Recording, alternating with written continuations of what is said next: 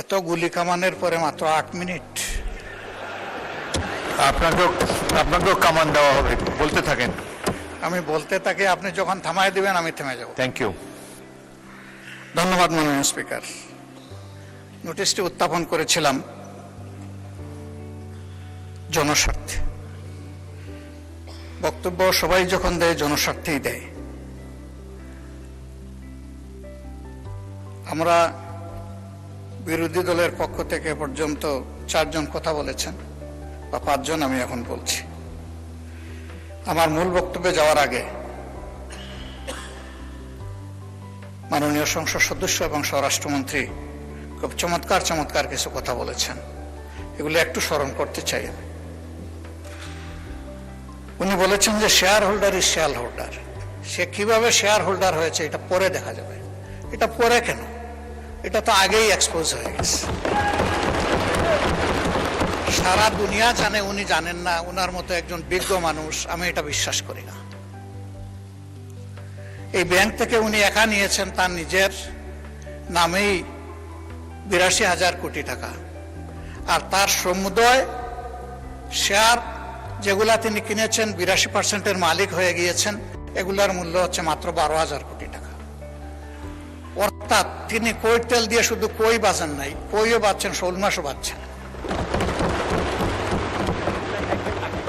এবং সবগুলা ব্যাংক থেকে ডাকাতি করা টাকা। সেই শেয়ারগুলা কিভাবে হস্তান্তর হয়েছে তিনি একটা প্রতিষ্ঠানের নাম এখানে বলেছেন, সবগুলা বলে দিলে ভালো হইতো।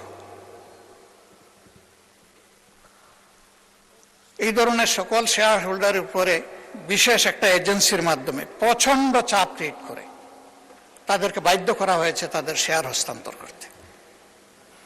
এরা তো হস্তান্তরের জন্য এই শেয়ারগুলা কিনে, তারা যুগ যুগ ধরে এই ব্যাংকের সাথে ছিল এবং যথারীতি এই ব্যাংক সবাইকে স্যাটিসফ্যাক্টরি সার্ভিস দিয়ে চলছিল, ডিভিডেন্ড দিয়ে চলছিল।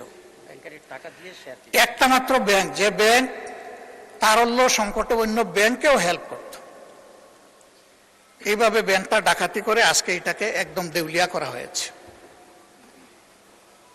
এটা করেছে ফ্যাসিস্ট সরকার। উনি কর্মচারীদের নিয়োগের ব্যাপারে কথা বলেছেন। 10,000 কর্মচারীকে নিয়োগ দেওয়া হয়েছে, সামান্য কোনো নিয়ম নীতি মানা হয়নি, পত্রিকায় একটা বিজ্ঞপ্তি দেওয়া হয়নি। এই ব্যাংকের সমস্ত অতীত ট্রেডিশন ব্যাক করে কোনো পরীক্ষা ছাড়াই তাদেরকে নিয়োগ দেওয়া হয়েছে। একটা কাগজে কেউ না কেউ সই করে দিয়েছে, এইটাই তার নিয়োগ লেটার।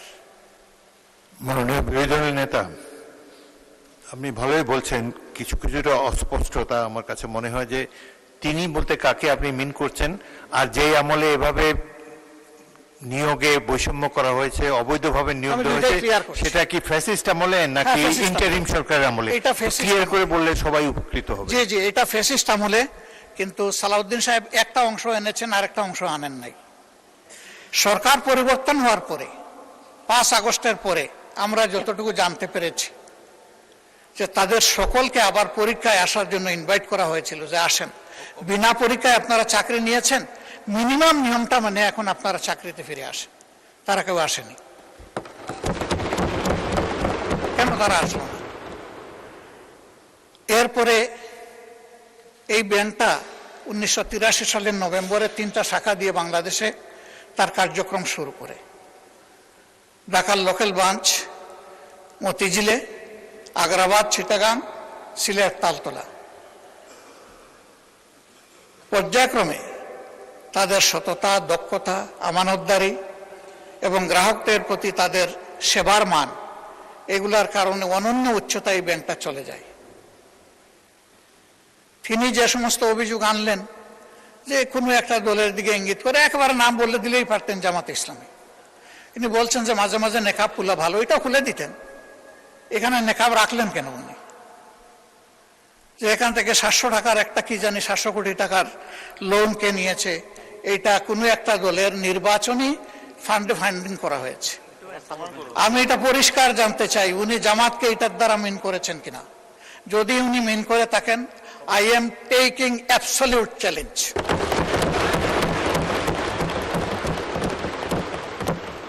তিনি এটা প্রমাণ করতে পারলে আমি তাকে একটা মেডেল দিব পার্সোনালি। এরপরে কার ছেলে কার নাতি কোন কোম্পানি, শুধু ইসলামী ব্যাংক না, যে কোনো ব্যাংক থেকে চুরি ডাকাতি অসততার মাধ্যমে কিছু নিয়ে যদি আত্মসাৎ করে থাকে, তার ব্যাপারে অবশ্যই তদন্ত করে স্টার্ন অ্যাকশন দেশের বিদ্যমান আইনে নেওয়া উচিত। এটা আমি শফিকুর রহমান হলে আমাকেও যেন স্পেয়ার করা না হয়।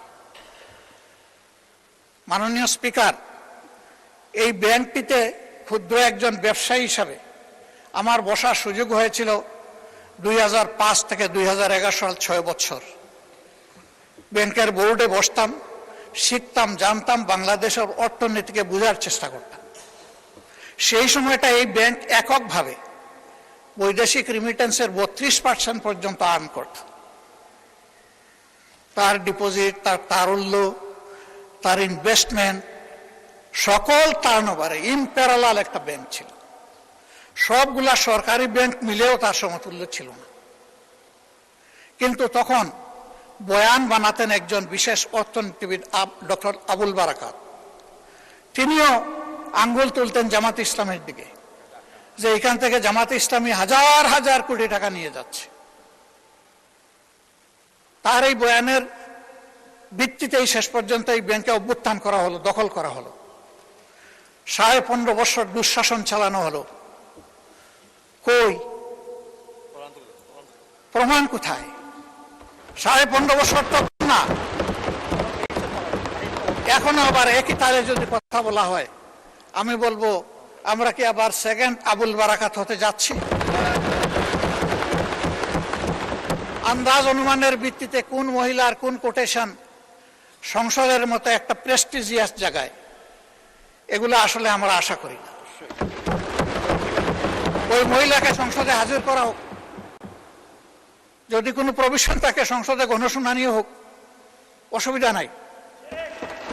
আরডিএস প্রকল্প কোনো দলের নয়, কোনো ধর্মেরও নয়। আমি নিজে বোর্ডে ছিলাম, আমি জানি এখানে বিভিন্ন ধর্মের মানুষ এখান থেকে বেনিফিশিয়ারি। এখানে দল ধর্ম দেখা হয় না, এখানে টার্গেট গ্রুপকে প্রাধান্য দেওয়া হয়। উনি কত 11,000 কোটি টাকার একটা রেফারেন্স দিয়েছেন। কে নিয়েছে এটা? আমি, আমার সহকর্মীরা? যদি এরকম হয়, দলের ফান্ডে যদি 1 টাকাও আসে, আমি বলবো সার্চ লাইট দিয়ে এটা তালাশ করে আমাদের বিরুদ্ধে যেন অভিযোগ। মাননীয় বিরোধী দলের নেতা আপনাকে, ওনাদেরকে 15 মিনিট বলেছে, আপনাকে 7 দিয়েছি, আরো 8 মিনিট বলেন আপনি। মাননীয় স্পিকার, আপনাকে ধন্যবাদ। আমি যা আশঙ্কা করছি সেটা এখন বলতে চাচ্ছি। ব্যাংকে পরিবর্তন যে কোনো সময় আসতেই পারে।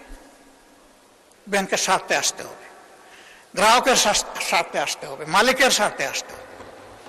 আমি এই ব্যাংকের একজন মালিক, আমার 10 টাকা মূল্যের একটা শেয়ার আছে।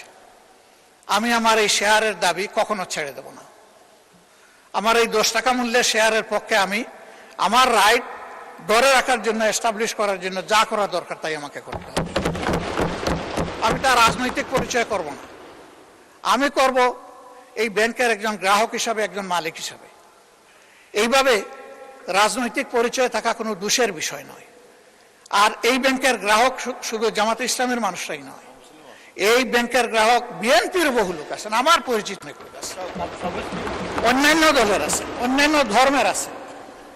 এটা সকলের ব্যাংক। এই ব্যাংক একক কারণ না, ওই ব্যাংকের গায়ে লেখা নাই যে এই ব্যাংক এরাই শুধু সুবিধা নেবে বাকিরা পারবে না, এরাই শুধু গ্রাহক হতে পারবে বাকিরা পারবে না, এই ধরনের কিছু লেখা নাই। এগুলো হলো বানায়ট বয়ান। ব্যাংকটাকে ধ্বংস করেছেন শেখ হাসিনা এস আলমকে তার হাতিয়ার হিসেবে ব্যবহার করে। আমরা এখন স্পষ্টত দেখতে পাচ্ছি সেই এস আলমকে আবার ফিরে আসার পথ করে দেওয়া। এর প্রমাণ এই যে ডেপুটি গভর্নর বাংলাদেশ ব্যাংকের সাবেক, তিনি রংপুরের রিজিওনাল ম্যানেজার থাকা অবস্থায়, ডিরেক্টর থাকা অবস্থায় অনিয়মের 52 লাখ টাকার অভিযোগ তার বিরুদ্ধে প্রমাণিত হয়েছে। তাকে তখন শাস্তি দেওয়া হয়েছে।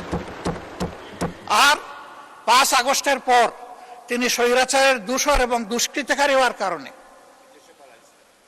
তিনি শেষ পর্যন্ত এখান থেকে বাধ্য হয়েছেন চলে যেতে। সেই লোকটাকে এনে এখানে বসানো হলো। তিনি যখন ডেপুটি গভর্নর, তখন এস আলমের সকল অপকর্মের তিনি ছিলেন সহযোগী, এবং সেই হিসাবে তিনি একটা প্রাইজ পেয়েছিলেন। তার স্ত্রীর নামে ভুয়া কোনো প্রতিষ্ঠানের অস্তিত্ব নেই, সেখানে 3.5 কোটি টাকা এক্সিম ব্যাংক থেকে গিফট লোন দেওয়া হয়েছে তাকে। তিনি অসৎ। সেই লোকটাকে এনে একটা বিধ্বস্ত ব্যাংকের মাথার উপর বসায় দেওয়া, এটা কোনো যুক্তিতেই মেনে নেওয়া যায় না।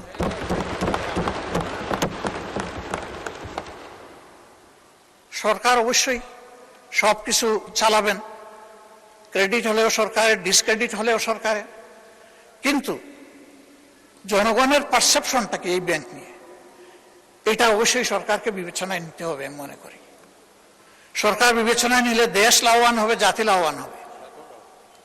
ইসলামী ব্যাংক কোনো কারণে যদি আরো ক্ষতিগ্রস্ত হয়, আমি ব্যক্তিগতভাবে মনে করি বাংলাদেশের অর্থনীতি মাটির সাথে বসে যাবে। আস্থার এটি একটা পিরামিড। এই পিরামিড হেলে পড়লে অথবা বিধ্বস্ত হয়ে গেলে ব্যাংকিং ব্যবস্থার উপরেই মানুষের অনাস্থা তৈরি হবে, এবং এই অনাস্থা বাংলাদেশের জন্য কোনো ভালো বার্তা বয়ে আনবে না। যারা রিমিটার, তাদের কষ্টে অর্জিত টাকা বাংলাদেশে পাঠায় পরিবারের জন্য, দেশবাসীর জন্য, তাদের মধ্যে এখন অস্থিরতা তৈরি হয়েছে। আমি হজের সফরে মাত্র 11 দিনের জন্য গিয়েছিলাম। সেখানে এই ব্যাপারে অনেকের উদ্বেগ, সরাসরি প্রশ্ন শোনার সুযোগ পেয়েছি। এতে দেশের অর্থনীতি ক্ষতিগ্রস্ত হবে। রেমিটেন্স প্রবাহ যদি বাধাগ্রস্ত হয়, আমাদের মাত্র 2টা সোর্স, একটা রেমিটেন্স আর একটা হচ্ছে আরএমজি। আরএমজিও এখন বিভিন্ন চ্যালেঞ্জের ভিতর দিয়ে অতিক্রম করছে। রেমিটেন্সও যদি বিপদে পড়ে যায়, তাহলে আমাদের দেশের অর্থনীতিটা গিয়ে কোথায় দাঁড়াবে মাননীয় স্পিকার? এই সবগুলোই তো আমরা বিপদে পড়ে যাব। এই জন্য আমরা অনুরোধ করব, জোর জবরদস্তি করে যাদের কাছ থেকে এই শেয়ারগুলা ডাকাতি করে নিয়ে যাওয়া হয়েছিল, অনতি বিলম্বে সসম্মানে সেই মূল্যেই তাদের কাছে আবার শেয়ারগুলা ফিরিয়ে দেওয়া হবে। এরপরে সরকার সকল নিয়ম কানুন মেনে বোর্ড গঠন করবে, পরিচালনা করবে, আমাদের পূর্ণ সমর্থন থাকবে। এই ব্যাপারে আমাদের কোনো আপত্তি থাকবে না। সন্তান তার মায়ের কুলেই তো নিরাপদ। ওরা তো সৎমা হয়ে এসেছিল, ওদের কোনো দরদ ছিল না, ওরা ডাকাতি করেছে। এখন আবার যদি অসৎ লোকদেরকে দিয়ে এই ব্যাংক পরিচালনা করা হয়, যা আছে তাও শেষ হয়ে যাবে, উধাও হয়ে যাবে। আমাদের উদ্বেগটা এই জায়গায়। তখন যখন এই সমস্যা দেখা দিয়েছিল, মাত্র 4 দিনে ওখানে 70,000 কোটি টাকা ব্যাংক থেকে মানুষ উত্তোলন করে ফেলেছিল। আমরা একটা অনুরোধ জানিয়েছিলাম একজন গ্রাহক হিসাবে, ছোট্ট একজন মালিক হিসাবে, একটু ধৈর্য ধরুন, ব্যাংকটাকে বাঁচতে দিন। থেমে গিয়েছিল। এখন কি বলবো মানুষকে? এখন তো বলার কিছুই খুঁজে পাচ্ছি না। এই জন্য আপনার মাধ্যমে আমি মাননীয় প্রধানমন্ত্রীকে বিশেষভাবে অনুরোধ করব, বিষয়টা নিয়ে তিনি যেন সিরিয়াসলি ভাবেন। কোনো পূর্ব ধারণা থেকে নয়, বাস্তবতার ভিত্তিতে এই ব্যাংকটাকে বাঁচাতে হবে। আমরা বিশ্বাস করি এই ব্যাংক বাঁচলে, তার আগের জায়গায় ফিরে আসলে, ব্যাংকিং ব্যবস্থাপনার উপরে মানুষের আস্থা আবার ফিরে আসবে। অর্থনীতির 2 চাকার 1 চাকা ব্যাংক আর 1 চাকা স্টক মার্কেট। ব্যাংকে আস্থা ফিরে আসলে অবভিয়াসলি হাত ধরে স্টক মার্কেটও আস্থা ফিরে আসবে। আমরা আমাদের দেশটাকে সামনে একদিকে যাচ্ছে, এটাই দেখতে চাই। আর লেম এক্সকিউজ এবং ব্লেমের যে বিষয়গুলো এখানে চলে আসে, এটা থেকে আল্লাহর কাছে আশ্রয় চাই। অলরেডি 5টা ব্যাংকের গ্রাহকরা রাস্তায় রাস্তায় ভিক্ষুকের মতো ঘুরছে। তারা তাদের বিনিয়োগের কোনো রেজাল্ট পাচ্ছে না, তারা তাদের আমানত ফেরত পাচ্ছে না। আবার যদি সর্ববৃহৎ ব্যাংকের একই বিপর্যয় ঘটে, তাহলে আমরা গিয়ে কোথায় দাঁড়াবো? মাননীয় স্পিকার, আজান হয়ে গেছে, আমার কথা আমি এখানেই শেষ করলাম। আমি আপনার মাধ্যমে একটা প্রতিকার চাই, ব্যাংকটা বাঁচুক, আমরা এটাই চাই।